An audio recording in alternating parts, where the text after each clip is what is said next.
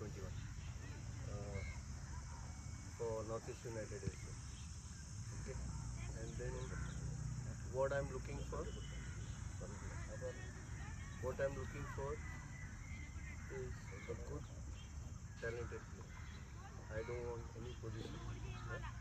You have to play multiple positions.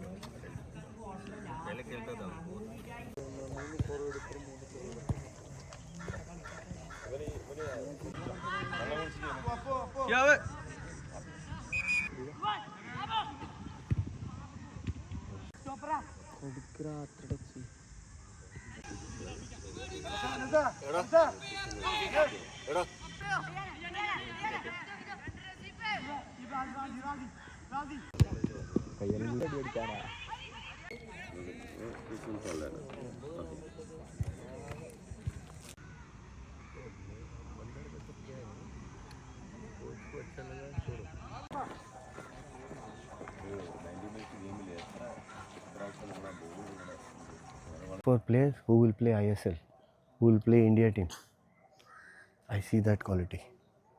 I want to see fire, hunger.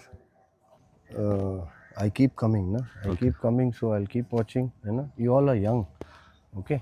But if you have a dream to play high-level football, guys, you have to give extra, always extra.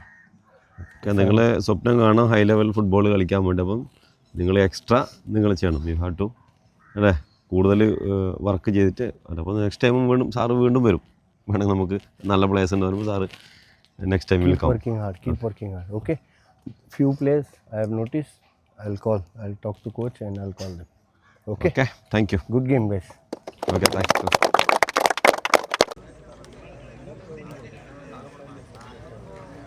Be humble, guys. Your body language should be on the ground, okay? But you have to respect your elders, your coaches, your parents.